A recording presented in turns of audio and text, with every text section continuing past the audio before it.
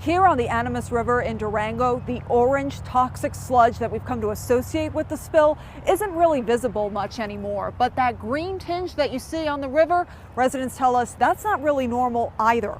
The river remains closed indefinitely in a town just trying to stay open. At Mild to Wild Rafting in Durango, it's the first river we run and the last river we run. The Animas River is lately far more mild than wild. Normally these would be on the water. We would probably just have like 4 or 5 rafts just kind of sitting around. Instead, more than 40 rafts sit idle here. The sheriff closed the river after an EPA crew working on contamination issues at the abandoned Gold King mine in Silverton unleashed 3 million gallons of toxic soup, infecting the river with an orange sludge containing heavy metals. Since then, we've had to cancel all of our trips. And they're not the only ones. Farmers shut off water intakes. We turned our ditches off 3 days ago. And people who live in Durango and the entire Four Corners region are on edge. During public meetings in the last several days, people have wondered about the concentrations of heavy metals in the water. We're all scared. We're all worried. Including those who live and work on the water here. We want the river back. The La Plata County Sheriff temporarily closed the river last week, but it will now be up to county commissioners to decide whether to keep the river closed for an extended period of time. In Durango, Maya Rodriguez, 9 News.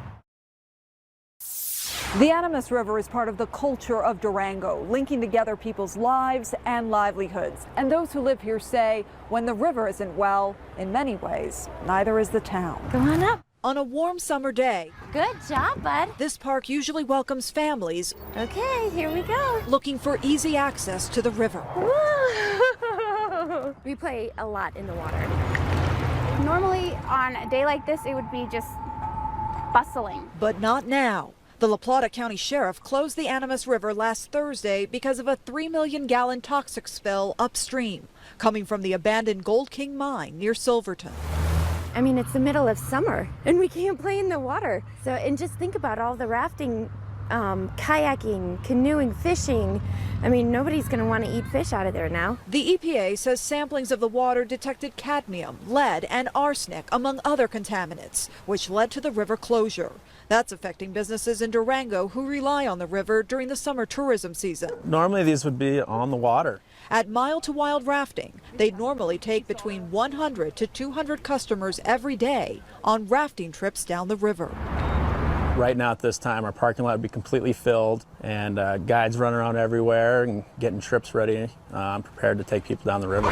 For our raft guides, that's, it's their jobs, and they're very disappointed. Disappointed and uncertain about what the long-term effects of this spill might be. I wonder what's going to happen to the fish. I wonder what's going to happen to the animals, to the wildlife, to the vegetation, and how long this is going to take to go away. It's going to affect our lives, whether we want it to or not. The state and local health departments now say people who have water wells near the Animas River can call them for water sampling. Again, because there are concerns about just how severe the contamination actually is here. In Durango, Maya Rodriguez, 9 News. The Animas River runs through the heart of Durango, and in many ways it is the heart of this town. The mayor here says the industry that attracted people here, mining, has left a legacy in more ways than one. It's been incredibly hard. Ask Durango Mayor Dean Brookie about the mine spill in the Animas River, and he'll point to what he calls the 3 E's: the environment, economy, and emotions. What you don't like to see is a big flowing surge flowing through your town. An unprecedented spill in a town that was in the swing of its summer tourism season. Its main recreation river now closed. We need to fix the problem at the source, which is 100 other mines. Another similar spill is something the EPA's incident commander says is a possibility. There could be other mine pools in there.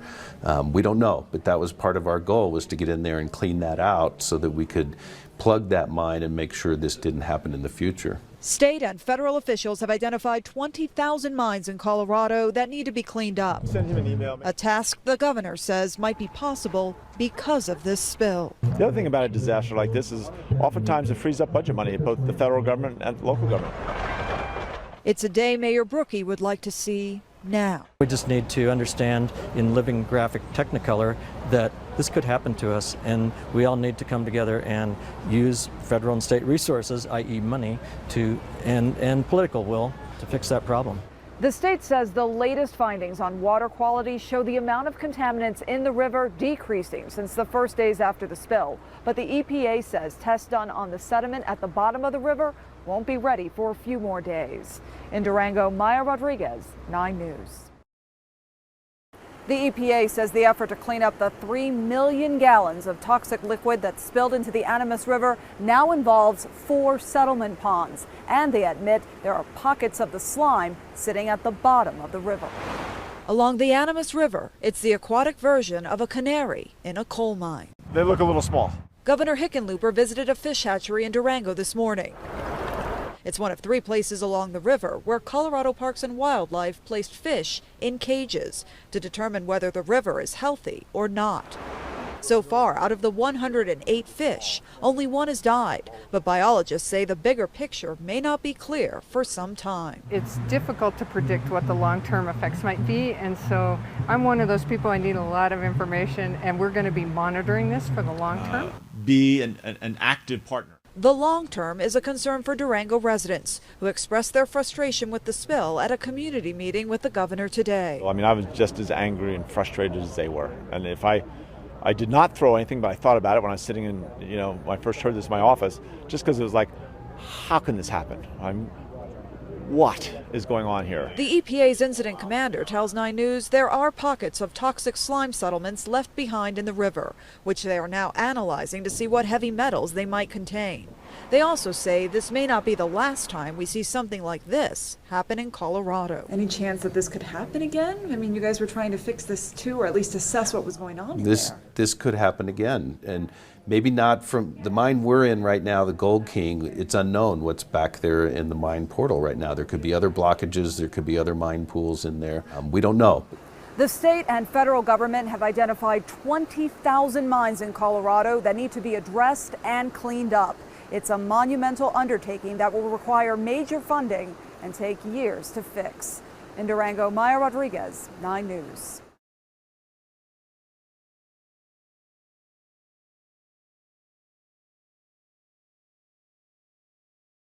Busy day here in Durango as the head of the EPA, Gina McCarthy, will make her first visit to this area since the spill started. It was, after all, an EPA crew which triggered the spill as they worked on contamination efforts at the Gold King mine in Silverton. The Animas River remains closed because of it. Also coming to Durango today will be Colorado Attorney General Cynthia Kaufman. She'll be joined by the Attorneys General from New Mexico and Utah because rivers in those states have also been impacted by the spill. We will have coverage of both of those visits, plus whatever impacts and announcements they may have about this spill on the networks of 9 News today. In Durango, Maya Rodriguez, 9 News. The State Health Department is so confident that the water is improving in the Animas River that it's given the city of Durango the go-ahead to start pulling water from here for its customers. In her first visit to Durango since the spill, EPA Administrator Gina McCarthy touted the results of the water quality samples. The very good news is that the data so far is showing that water quality does restore itself to its prior conditions. And so we're going to be using that lesson as we move downstream to make sure that we do the testing we need to do and we provide the information to decision makers that they are looking for EPA to make that is high quality and reliable science. As for the sediment at the bottom of the river, the EPA says those test results are not back yet. There are concerns about the potential long-term effects of this spill, which may not be clear in the first week since it happened. That's something Colorado Attorney General Cynthia Kaufman and the Attorneys General from New Mexico and Utah said they want to keep an eye on. Part of that is about the sediment that we see, the heavy metals that have settled to the bottom of the river. It's as if you drained your bathtub and the grit is left on the edges of the bathtub.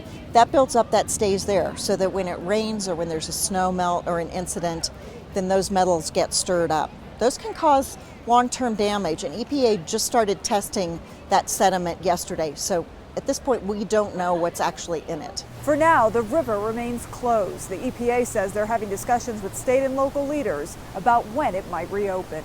In Durango, Maya Rodriguez, 9 News.